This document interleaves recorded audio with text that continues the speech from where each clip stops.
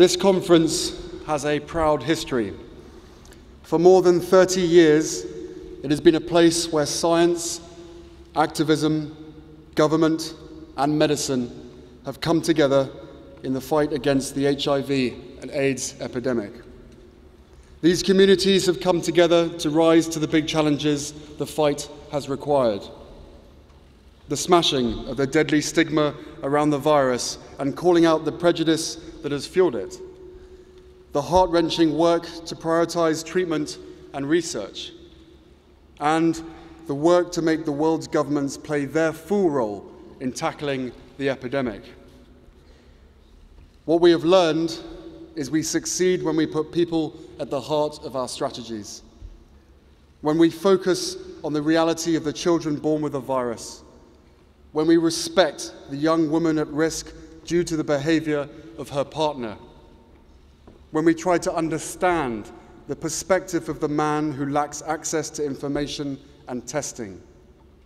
When we harness the huge potential of people living with HIV to help guide the delivery of services and the campaign against stigma. And when we create platforms for young people to shape and direct the services that they rely on.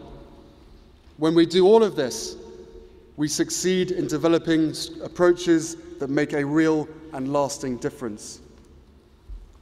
I am honored to be sharing the stage with someone who has always put people at the center of his work, Sir Elton John.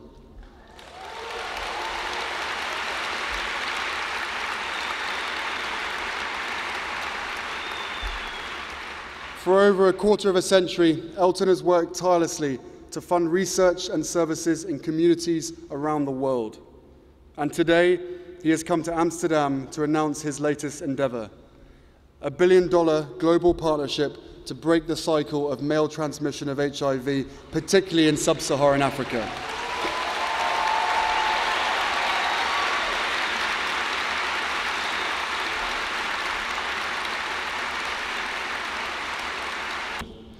Two years ago, at this conference in Durban, the Duke and I addressed young people, the only age group where HIV infections are rising and not falling.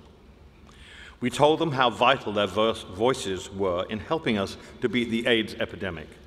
We promised to listen to them, to learn how we could bring them into the fight against HIV. Since then, as a community, we have been doing just that. We've been listening. We've conducted inclusive, intensive research with young people across several countries, and we have learned much. My fellow warrior in this fight, Charlize Theron, will discuss some of these learnings in her Pass the Mic session here on this stage at 1 p.m.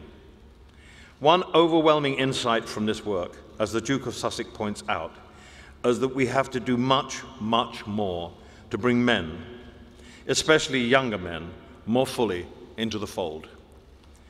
Ambassador Birx's recent data reveals that 24 to 35-year-old men continue to access HIV testing and treatment at very low, unacceptably low rates. We must find ways to change this. Too often, and for good reason, men have been seen as the problem in the fight against AIDS. So in response, we have done so much to safeguard women and girls, and rightly so. But we can't solve the whole problem if we are only addressing half the situation. If we want to win this fight, if we want to end AIDS once and for all, we must make men part of the solution. It is time there was a global coalition to teach men to protect themselves. And in doing so, it will teach them to better protect not only their wives and girlfriends, their sisters and daughters, but also critically, their brothers and their sons. That coalition launches today, and it's called MenStar. I'm proud to show you more about it.